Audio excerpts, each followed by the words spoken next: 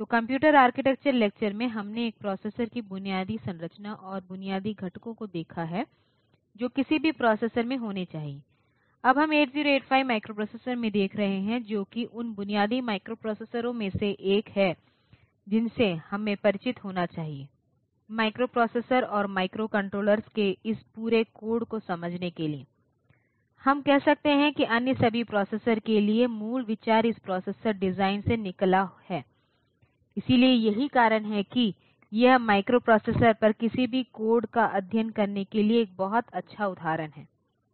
बेशक आज कई उन्नत माइक्रोप्रोसेसर हैं, लेकिन 8085 को आधार के रूप में चुना जाना चाहिए क्योंकि यहां पेश की गई अवधारणाएं नए प्रोसेसर के लिए डिजाइन के तरीकों में हेरफेर करने में एक लंबा रास्ता तय कर चुकी हैं। तो हम पहले इस प्रोसेसर डिजाइन पर ध्यान देंगे। माइक्रोप्रोसेसर क्या है? इस प्रश्न का उत्तर देने से पहले हम तीन शब्दों माइक्रो कंप्यूटर, माइक्रोप्रोसेसर और माइक्रोकंट्रोलर के बीच अंतर करने का प्रयास करेंगे। ये शब्द हम लिटरेचर में कई बार देखते हैं और हमें उनके बीच का अंतर को बहुत स्पष्ट रूप से जानना चाहिए। एक माइक्रो कंप्यूटर एक कंप्यूटर है जिसमें माइक्रोप्रोसेसर सीपीयू के रूप में होता है। तो किसी भी कंप्यूटर को माइक्रोप्रोसेसर सेंट्रल प्रोसेसिंग यूनिट के रूप में मिल गया है, वह एक माइक्रो कंप्यूटर है। इसे अपनी मेमोरी और इनपुट आउटपुट डिवाइस मिले हैं जिन्हें कनेक्ट किया जाना चाहिए। संपूर्ण कंप्यूटर सिस्टम बनाने के लिए हमारे पास इसमें अतिरिक्त घटक होने चाहिए। तो जैसा कि हम जानते हैं कि माइक्रोप्रोसेसर के लिए हमारे पास बुनियादी सीपीयू, मेमोरी और आईओ डिवाइस हैं। जब सीपीयू एक माइक्रोप्रोसेसर होता है तो हम इसे माइक्रो कंप्यूटर कहते हैं। तो इसके अलावा आईओ उपकरणों और मेमोरी को सिस्टम को पूर्ण बनाने के लिए जोड़ा जाना चाहिए। माइक्रोप्रोसेसर एक सिलिकॉन चिप है जिसमें एएलयू रजिस्टर सर्किट और कंट्रोल सर्किट शामिल हैं। तो सीपीयू डिजाइन पर हमारे लेक्चर में हमने देखा है कि एक सीपीयू में अरिथमेटिक लॉजिकल ऑपरेशन करने के लिए अरिथमेटिक लॉजिकल यूनिट है। फिर इस मध्यस्थ मूल्यों को धारण करने के लिए एक रजिस्टर बैंक है और कई बार ऑपरेंड इन सीपीयू द्वारा इन रजिस्टरों से लिया जाता है और एक कंट्रोल लॉजिक है जो समग्र ऑपरेशन को कंट्रोल करता है। पुराने दिनों में प्रोसेसर डिजाइन को अलग अलग घटकों में विभाजित किया गया था, जैसे अलग एएलयू डिजाइन, अलग रजिस्टर सर्किट, अलग कंट्रोल लॉजिक डिजाइन।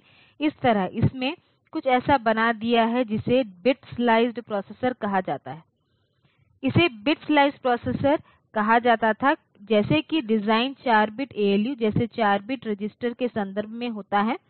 यदि आपको जरूरत है तो 8 बिट रजिस्टर कहें, आप 8 बिट प्राप्त करने के लिए दो ऐसे 4 बिट डिजाइनों को मिलाते हैं। इसी तरह अगर आप एएलयू डिजाइन की ओर देख रहे हैं तो बुनियादी एएलयू डिजाइन 4 बिट एएलयू है। तो यदि आप उच्च आकार के एएलयू डिजाइन के लिए जाना चाहते हैं तो आपको 8 बिट स्लाइस या 16 बिट स्लाइस प्राप्त करने के लिए एएलयू स्लाइस को संयोजित करना होगा। बिट स्लाइस डिजाइन के साथ समस्या यह है कि आपको यह अलग मॉड्यूल मिला है और वह चिप्स अलग होने जा रहे हैं। तो एएलयू एक अलग चिप रजिस्टर है, प्रत्येक रजिस्टर की तरह एक अलग चिप हो सकता है और आप जानते हैं कि जब इन सभी को एक प्रिंटेड सर्किट बोर्ड पर एकीकृत किया जाता है तो वे बाहरी रूप से तांबे की तारों से जुड़े होते हैं। सिस्टम की गति इस बाहरी लाइनों की गति से सीमित है। आप इस प्रकार के डिजाइनों के साथ बहुत उच्च गति प्राप्त नहीं कर सकते हैं। तो एक उच्च गति डिजाइन के लिए क्या आवश्यक है कि सीपीयू के भीतर इन सभी घटकों को एक चिप में समाहित किया जाए। तो जब हम माइक्रोप्रोसेसर के बारे में बात करते हैं तो वे अनिवार्य रूप से ऐसा कर रहे हैं। तो इन सभी घटकों को एक चिप में डिजाइन किए गए हैं। तो यह एक एकल सिलिकॉन चिप है जिसे एएलयू रजिस्टर और कंट्रोल सर्किटरी मिला है। फिर इस पाठ्यक्रम के बाद के भाग में हम माइक्रोकंट्रोलर का परिचय देंगे। तो यह वास्तव में एक कदम आगे है, खासकर जब हम एम्बेडेड अनुप्रयोगों को डिजाइन करने के बारे में सोच रहे हैं, जैसे सेल फोन, एक टेलीफोन, हैंडसेट, रेफ्रिजरेटर या डिजिटल कैमरा। तो क्या होता है कि हम छोटे छोटे मॉड्यूल के लिए जाना चाहते हैं, जैसे कोई भी एक सेल फोन पसंद नहीं करेगा जो आकार में काफी बड़ा हो।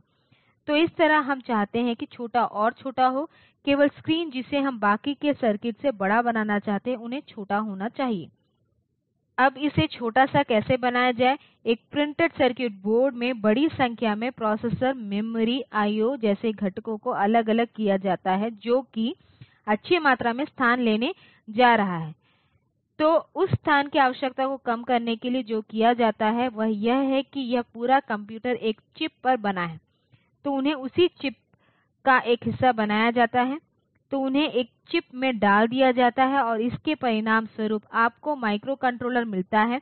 इसीलिए वे अधिक लोकप्रिय हो जाते हैं जब हम इस एम्बेडेड सिस्टम अनुप्रयोगों के लिए चले गए हैं, इसलिए वे अधिक उपयोगी होते जा रहे हैं। तो अगर हम परिभाषा के माध्यम से जाते हैं, जैसे कि माइक्रो के बारे में क्या है, तो माइक्रो क्या है? सरल प्रोसेसर क्यों नहीं है? तो माइक्रो एक नया जोड़ है, इसीलिए यह माइक्रो प्रोसेसर शब्द जो दो शब्दों माइक्रो और प्रोसेसर शब्द के संयोजन से आता है। प्रोसेसर एक उपकरण है जो डेटा को प्रोसेस करता है, यह उस पर कुछ प्रोसेसिंग करेगा। तो प्रोसेसर एक ऐसी उपकरण है जो विशेष रूप से द्विआधारी संख्याओं को संसाधित करता है। जब हम इलेक्ट्रॉनिक सर्किट के बारे में बात कर रहे हैं तो यह बाइनरी नंबर 0 और 1 को प्रोसेसिंग है। प्रोसेसिंग का मतलब संख्याओं में मैनिपुलेशन करना है। जब भी कोई उपकरण मैनिपुलेशन कर रहा है वह एक प्रोसेसर है। इसीलिए हम इलेक्ट्रॉनिक सर्किट के संबंध में बात करेंगे जो यह प्रोसेसिंग करता है। प्रोसेसर पर हमने कुछ ऑपरेशन किए और इस संख्या पर हम क्या कर सकते हैं, यह माइक्रोप्रोसेसर डिजाइन टीम द्वारा परिभाषित किया गया है। उन्होंने वास्तव में बताया है इस माइक्रोप्रोसेसर के डेटा सेट के साथ आप क्या कर सकते हैं। तदनुसार माइक्रोप्रोसेसर केवल उन ऑपरेशन को करने में सक्षम होगा। इसी तरह अगर यह किसी अन्य प्रोसेसर डिजाइन के लिए सच है। प्रोसेसर भाग जिसे हम माइक्रोप्रोसेसर शब्द में समझते हैं, माइक्रो टर्म के बारे में क्या है? 1960 के दशक के उत्तरार्ध में प्रोसेसर डिस्क्रीट एलिमेंट के साथ बनाया गया था। हमने डिस्क्रीट एलिमेंट के बारे में चर्चा की, जैसे एएलयू अलग से, रजिस्टर अलग से, ताकि प्रोसेसर प्राप्त करने के लिए हम उन्हें एक डिजाइन में एक साथ जोड़ दें। तो इस तरह से ये डिवाइसेस आवश्यक ऑपरेशन करते हैं, लेकिन जो बहुत बड़े और बहुत धीमे होते हैं। तो स्वाभाविक रूप से उनके फुटप्रिंट्स बड़े होंगे, इसीलिए परिणामस्वरूप सर्किटरी या डिजाइन आकार में बड़ा होगा। कोई भी इसे पसंद नहीं करेगा और आप आसानी से उन इलेक्ट्रॉनिक कंपोनेंट की तुलना कर सकते हैं जो हमारे पास 1969 में थे और हमारे पास अभी जो इलेक्ट्रॉनिक उपकरण हैं। इसलिए आकार में बहुत बड़ा अंतर है और ना केवल आकार, पावर की खपत, परफॉरमेंस, हर जगह इसमें सुधार हो रहा है। और इस सुधार का एक मूल कारण यह है कि हम पूरे सिस्टम को छोटा कर सकते हैं और हम इस डिजाइन को एक चिप में डाल सकते हैं। 1970 में माइक्रोचिप का आविष्कार किया गया था और सभी कंपोनेंट जिससे प्रोसेसर बने थे सिलिकॉन के एक टुकड़े में रखा गया था, तो आकार छोटा और तेज हो जाता है। तो इस तरह माइक्रोप्रोसेसर का जन्म इस माइक्रोचिप के आविष्कार के साथ हुआ था। यह अनिवार्य रूप से एक सवाल उठता है, जैसे क्या कोई मिनी प्रोसेसर था? प्रोसेसर, मिनी प्रोसेसर, माइक्रोप्रोसेसर, क्या ऐसा हो सकता है? उत्तर नहीं है। यह सीधे डिस्क्रीट एलिमेंट से एकल चिप में चला गया, तो बीच में कोई मध्यस्थ बिंदु नहीं थे। हालांकि जब आप आज के माइक्रोप्रोसेसर की तुलना एक बार 1970 के दशक उत्पन्न से करते हैं तो आप एकीकरण की मात्रा में अत्यधिक वृद्धि पा सकते हैं। तो इस तरह से आप कह सकते हैं कि कुछ मिनी प्रोसेसर था यदि आप चाहें, लेकिन जैसा कि तकनीक में मिनी प्रोसेसर नाम का ऐसा कोई शब्द नहीं है। हालांकि वह मिनी कंप्यूटर है जो मिनी था, जो मुख्य फ्रेम से छोटा था, तो उस तरह से मिनी कंप्यूटर है, लेकिन मिनी प्रोसेसर ऐसी कोई अवधारणा नहीं है। तो एक माइक्रोप्रोसेसर क्या है? अगर हम इस सवाल का जवाब देने की कोशिश करें तो माइक्रोप्रोसेसर, यदि आप एक आम आदमी को परिभाषित करते हैं तो आप कह सकते हैं कि यह एक प्रोग्राम करने योग्य उपकरण है जो संख्याओं को लेता है, मेमोरी में संग्रहीत प्रोग्राम के अनुसार कुछ अरिथमेटिक और लॉजिकल संचालन करता है और फिर परिणामस्वरूप अन्य संख्याएं पैदा करता है। तो यह माइक्रोप्रोसेसर का समग्र संचालन है, इसके डिजाइन भाग में जाने के बिना। तो हम इस व्यक्तिगत शब्द जैसे प्रोग्रामेबल डिवाइसेस के द्वारा जाएंगे, जो किस तरह का इनपुट ले रहा है, वह किस तरह का ऑपरेशन कर सकता है। तो एक ऑपरेशन का प्रकार है और दूसरी बात यह है कि कौन सा ऑपरेंड है जिन पर यह ऑपरेशन करेगा, और आखिरकार यह परिणाम क्या है जो यह उत्पन्न करता है। इसीलिए हम माइक्रोप्रोसेसर की परिभाषा में जाने पर इन सभी का उत्तर देने का प्रयास करेंगे। पहला शब्द जो हमारे पास है वह एक प्रोग्रामेबल डिवाइसेस है।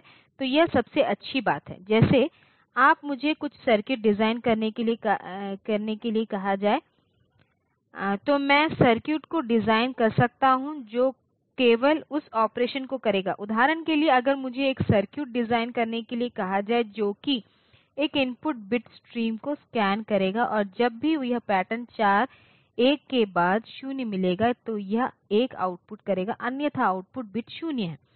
इसलिए यदि हम कुछ फ्लिप फ्लॉप और गेट के माध्यम से सर्किट का डिजाइन करते हैं तो वह सर्किट उस ऑपरेशन को करने में सक्षम होगा, लेकिन यह केवल उस ऑपरेशन को करने के लिए समर्पित है, इसलिए प्रोग्रामेबिलिटी नहीं है। यह उस विशेष एप्लीकेशन के लिए समर्पित है। दूसरी ओर माइक्रोप्रोसेसर वे प्रोग्रामेबल डिवाइसेस हैं, तो वे दिए गए प्रोग्राम में दिए गए इंस्ट्रक्शन के अनुक्रम के आधार पर प्राप्त डेटा पर संचालन के विभिन्न स्टेट का प्रदर्शन कर सकते हैं। तो माइक्रोप्रोसेसर वे इंस्ट्रक्शन द्वारा निर्देशित हैं।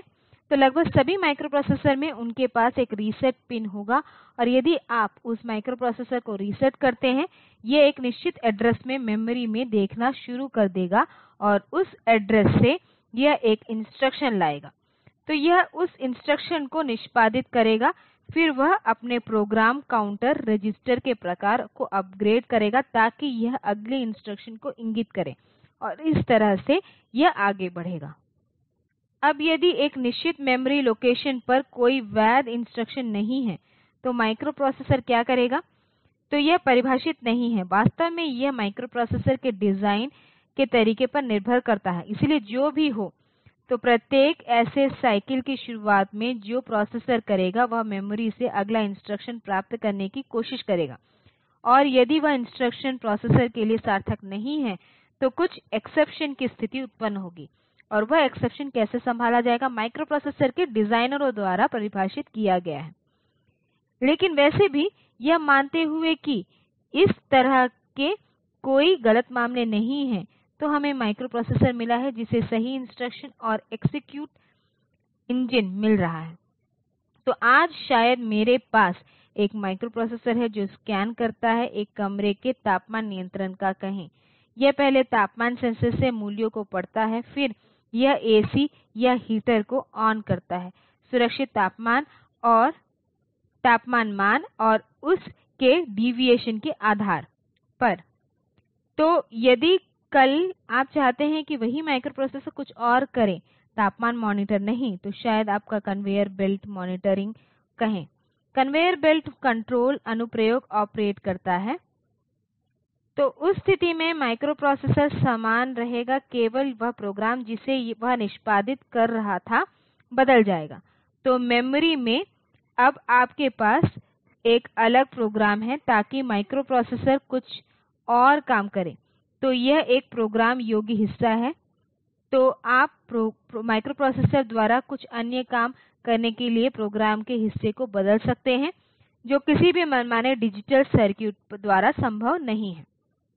माइक्रोप्रोसेसर को इंस्ट्रक्शन का एक विशिष्ट समूह या ऑपरेशन का एक विशिष्ट समूह निष्पादित करने के लिए डिज़ाइन किया गया है, इसे एक इंस्ट्रक्शन सेट कहा जाता है। यदि आप किसी भी माइक्रोप्रोसेसर को देखते हैं तो आपको सबसे पहले उपयोगकर्ता मैनुअल पर ध्यान देना चाहिए।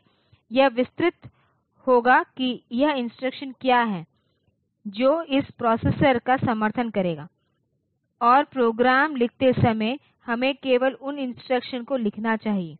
और कई बार हम इन सभी चीजों को नहीं जानते हैं क्योंकि हम अपने प्रोग्राम को कुछ उच्च स्तर की लैंग्वेज में लिखते हैं, सी या जावा या सी प्लस प्लस जैसे कुछ कहते हैं, और उसके बाद एक कंपाइलर होगा और कंपाइलर के साथ प्रोग्राम को कंपाइल करेगा, इसे उस लैंग्वेज में अनुवाद करेंगे जिसे अंडरलाइन प्रोसेसर द्वारा जाना जाता है। तो यदि आप एक कंप्यूटर सिस्टम पर अपना सी प्रोग्राम चला रहे हैं जिसे मूल प्रोसेसर के रूप में 8085 मिला है, कंपाइलर 8085 प्रोसेसरों द्वारा समझा जा सकने वाला कोड जनरेट करेगा। तो जो इंस्ट्रक्शन 8085 समझ रहा है, कल यदि वह कुछ अन्य सिस्टम है जिस पर हमें वही प्रोग्राम निष्पादित करना है लेकिन कहते हैं कि अंडरलाइन प्रोसेसर अलग है, तो यह एक ARM प्रोसेसर है, उस स्थिति में कंपाइलर जो आपके पास होना चाहिए उस प्रोग्राम को उस लैंग्वेज या इंस्ट्रक्शन में अनुवाद करेगा जो ARM प्रोसेसर द्वारा समझा जा सकता है। तो इस तरह से माइक्रोप्रोसेसर अंततः मशीन इंस्ट्रक्शन के सेट को समझ जाएगा, फिर वह माइक्रोप्रोसेसर के डिजाइन द्वारा तय किया गया है। तो यह उपयोगकर्ता के हाथ में नहीं है, तो उपयोगकर्ता को उन उपलब्ध इंस्ट्रक्शन का उपयोग करके प्रोग्राम लिखना होगा। तो वह क्या मूल्य है जो अंदर लिया जाता है? तो मैंने कहा कि यह उस डेटा पर कुछ मैनिपुलेशन करता है जिसे यह लेता है। तो यह इनपुट डिवाइस से आ सकता है, जैसे मेरे पास माइक्रोप्रोसेसर से जुड़े कई पेरीफेरल डिवाइस हो सकते हैं। इसलिए हमने देखा है कि किसी भी प्रोसेसर को मेमोरी से जोड़ा जा सकता है और साथ ही इसे IO डिवाइस से जोड़ा जा सकता है। तो मेमोरी को इनपुट डिवाइस के रूप में भी माना जा सकता है यदि आप मेमोरी में ही किसी प्रोग्राम के लिए इनपुट वैल्यू को नोट करते हैं। उदाहरण के लिए यदि काम 100 नंबर की छँटाई करना है और मेमोरी में ही मैं 100 नंबर स्टोर करता हूं, तो प्रोसेसर क्या करेगा? यह मेमोरी में संग्रहित उन 100 नंबरों पर काम करेगा। दूसरी तरफ अगर यह इस तरह है कि मुझे एक तापमान सेंसर स्थापित किया हुआ मिला है और कुछ समय काम कर रहा है, तो सिस्टम को हमें उस तापमान सेंसर से तापमान लेना चाहिए। तो उस स्थिति में यह इनपुट डिवाइस से आ रहा है, तो तापमान सेंसर है, तो इस तरह यह आगे बढ़ेगा। तो इस तरह से इनपुट उपकरणों में भिन्नता हो सकती है और इनपुट उपकरणों में से इनपुट आते हैं। तो ये वे डिवाइस हैं जो बाहरी दुनिया से सिस्टम में डेटा लाते हैं। तो यह बाहरी दुनिया के लिए इंटरफ़ेस है और समस्या यह है कि बाहर की दुनिया प्रकृति में सामान्य रूप से एनालॉग है। तो हालांकि हम माइक्रोप्रोसेसर के डिजिटल सर्किट को डिजाइन कर रहे हैं जो वे डिजिटल डेटा के साथ काम कर रहे हैं, बाहरी दुनिया प्रकृति में एनालॉग है।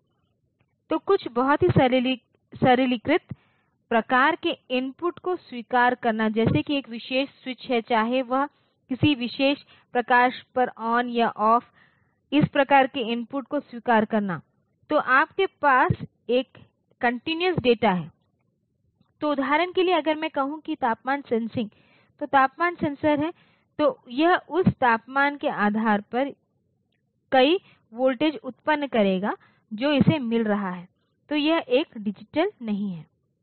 तो कई बार ऐसा होता है कि इनपुट डिवाइस से प्रोसेसर तक हमें बीच में कुछ प्रकार के डेटा कन्वर्टर्स मिले हैं और कुछ प्रोसेसर उन डेटा कन्वर्टर्स से लैस होते हैं, जैसे इनपुट भाग के लिए एनालॉग से डिजिटल रूपांतरण और डिजिटल से एनालॉग रूपांतरण आउटपुट भाग के लिए। तो प्रोसेसर केवल डिजिटल डेटा को संभालता है, लेकिन यह इन दो एडीसी और डीएसी कन्वर्टर के माध्यम से बाहरी एनालॉग दुनिया से बात कर सकता है। तो क्या हो रहा है कि यह उपकरण वे बाहरी दुनिया से सिस्टम में डेटा लाते हैं और कीबोर्ड, माउस, स्विच जैसे उपकरण हो सकते हैं, इन सभी को इनपुट डिवाइस के रूप में माना जा सकता है। अगला भाग संख्याओं का है। जैसे कैसे संख्याओं को मैनिपुलेट किया जाता है, वे कौन से मूल्य हैं जो यह रख सकते हैं। तो संख्या बहुत बड़ी हो सकती है। तो उदाहरण के लिए अगर मैं इंटीजर संख्या के बारे में बात करता हूं, इसमें अनंत तक मान हो सकते हैं। यह मनमाने ढंग से बड़ा हो सकता है। लेकिन क्या होता है कि जब आप इसे कंप्यूटर के अंदर रख रहे होते हैं, तो आप नंबर स्टोर करने के लिए अनंत स्टोरेज नहीं दे सकते हैं। तो आपके पास एक परिमित आकार होगा। तो इस तरह से आप कुछ समझ सकते हैं कि मैं कह सकता हूं कि माइक्रोप्रोसेसर के साथ जीवन का एक बहुत ही संकीर्ण दृष्टिकोण है। तो इंटीजर यदि आप इसे 16 बिट कह रहे हैं, तो यदि आप साइंड और अनसाइंड इंटीजर दोनों पर विचार कर रहे हैं, तो यह ऋण 32768 से 32767 तक जा सकता है। तो इस तरह यह एक सीमा है। तो इस तरह से माइक्रोप्रोसेसर के पास जीवन का एक बहुत ही संकीर्ण दृष्टिकोण है, जिसे हम कह सकते हैं। और यह केवल बाइनरी संख्या को समझता है, तो केवल 0 और 1 को, हेक्साडेसिमल इंटीजर को नहीं। यद्यपि हमारी अपनी समझ के लिए कई बार हम इस ऑक्टल और हेक्साडेसिमल नोटेशन का उपयोग करके बाइनरी संख्या का प्रतिनिधित्व करते हैं, लेकिन प्रोसेसर के अंदर यह हमेशा बाइनरी नंबर सिस्टम होता है जो काम करता है। और एक बाइनरी डिजिट, जिसे बिट भी कहा जाता है, इस तरह के संख्याओं को संग्रहीत किया जाता है, क्योंकि यह बिट एक उच्च वोल्टेज मान के रूप में संग्रहीत किया जाता है, और या किसी तरह इसे तर्क स्तर उच्च के रूप में लिया जाता है, और शून्य तर्क स्तर निम्न का प्रतिनिधित्व करता है। अब एक माइक्रोप्रोसेसर बिट्स के समूह को एक साथ पहचानता है। बिट्स के समूह को एक वर्ड कहा जाता है, जो जैसे कि अगर मैं दो इंटीजर के साथ काम कर रहा हूं, तो इंटीजर का आकार क्या है, या जब मुझे इंस्ट्रक्शन मिल रहा है कि प्रोसेसर संभाल सकता है, तो इसका एक परिमित आकार होना चाहिए। तो क्या होता है कि यह प्रोसेसर यह हमेशा वर्ड के संदर्भ में बात करता है। बिट्स का एक संग्रह है। तो एक वर्ड शायद 16 बिट से मिलकर बनता है, एक वर्ड में 32 बिट शामिल हो सकते हैं। इस तरह इसमें बिट्स की संख्या शामिल हो सकती है, जो डिजाइनरों द्वारा तय की जाती है।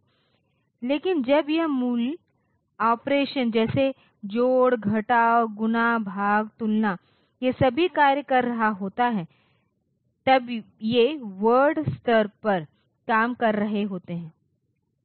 तो यह प्रोसेसर डिजाइनर द्वारा तय किया गया है कि प्रोसेसर के लिए वर्ड का आकार क्या है। तो माइक्रोप्रोसेसर के लिए भी वही है। माइक्रोप्रोसेसर वर्ड में बिट्स की संख्या इसकी क्षमताओं का एक माप है। तो हम ऐसा क्यों कहते हैं? जब मैं कहता हूं कि एक माइक्रोप्रोसेसर 8 बिट माइक्रोप्रोसेसर है, इसका मतलब है कि यह 8 बिट मूल्यों पर काम कर सकता है। इसलिए जब मैं जोड़ करता हूं, तो मुझे इंटीजर एडिशन में रखना होगा। यह केवल 8 बिट संख्या होगी, और परिणाम 8 बिट और 1 बिट कैरी कुल 9 बिट हो सकता है। अगर मैं शक्तिशाली प्रोसेसर के बारे में बात कर रहा हूं, इसका मतलब है कि यह बड़े मूल्यों को संभालने में सक्षम होगा। कठिनाइयों की यदि आपके पास छोटे आकार की संख्याएं हैं, तो एक मूल चरण में प्रोसेसर उन छोटे आकार के डेटा पर ऑपरेशन करने में सक्षम होगा। तो यदि आप मूल प्रोसेसर कहने को 8 बिट एडिशन का समर्थन कर रहे हैं, और अब मैं 16 बिट एडिशन करने के लिए इच्छुक हूं, तो मुझे सॉफ्टवेयर में इसे लागू करने के लिए 8 बिट एडिशन के संदर्भ में 16 बिट एडिशन करना होगा। इसलिए मैं यह नहीं कर रहा हूं कि यह संभव नहीं है, लेकिन यह उन मामलों की तुलना में अधिक समय लेगा जिसमें एक प्रोसेसर 16 बिट वर्ड को संभालता है और एक सिंगल शॉट में 16 बिट एडिशन होता है। तो इस तरह हम इन माइक्रोप्रोसेसर क्षमताओं के बीच अंतर कर सकते हैं। तो आज हमारे पास जो माइक्रोप्रोसेसर हैं 8085 8 बिट वर्ड हैं, लेकिन अगर हम आज के माइक्रोप्रोसेसर में देखें, तो उनके पास 32 बिट 64 बिट वर्ड का आकार है। तो इस तरह यह बहुत बड़ा डेटा संभाल सकता है। तो वर्ड वर्ड बाइट वगैरह। तो सबसे पहले माइक्रोप्रोसेसरों ने 8 बिट वर्ड की पहचान की, इसलिए 8085, 8088, मोटोरोला 6800 और 6800 वे सभी 8 बिट वर्ड को संभालते हैं। इसलिए 8086 और 68000 जैसे प्रोसेसर उन्हें 16 बिट वर्ड के रूप में डिज़ाइन किए गए थे। अब यहाँ एक छोटी सी बात ध्यान देने वाली है कि इंटेल 8086 और 8088, तो यह 8088 बाद में क्यों आ रहा है? जैसे कि नाम से पता चलता है कि प्रोसेसर इस 8086 की तुलना में बाद में आया था, लेकिन यह 8 बिट और 8086 16 बिट क्यों है? कारण इस प्रकार है कि 8085 इन सभी 8086 और 8088 से पहले आया था और यह बहुत लोकप्रिय था, और 8085 का उपयोग करके कई सिस्टम विकसित किए गए हैं और इसे 8 बिट वर्ड मिला है। तो यह प्रोसेसर से निकलने वाली डेटा लाइनें पिन है, तो वह 8 बिट था। अब कल जब यह 8086 बाजार में पेश किया गया था, तो आप इस चिप 8085 को निकाल और चिप 8086 को वहां रख नहीं सकते हैं, क्योंकि साधारण कारण डेटा बेस साइज जो कि स्वयं बदल गया है, बिट 8 से बिट 16 में बदल गया है, तो यह हार्डवेयर असंगत हो जाता है। तो इस बात को समझने के बाद इंटेल सिर्फ एक कदम पीछे गया और 8088 बना, एक 8 बिट प्रोसेसर। हालांकि इसका आंतरिक संचालन बिल्कुल 8086 जैसा है, लेकिन बाहरी दुनिया से यह एक 8 बिट वर्ड इंटरफ़ेस है। सभी सिस्टम जिसमें 8085 का उपयोग किया जा रहा था, उन्हें इस 8088 प्रोसेसर द्वारा प्रतिस्थापित किया जा सकता है और हार्डवेयर अपरिवर्तित रहता है। इसलिए बेशक सॉफ्टवेयर को बदलना होगा, क्योंकि यह अब 8088 के लिए होगा, लेकिन हार्डवेयर भाग को बदलने की आवश्यकता नहीं है।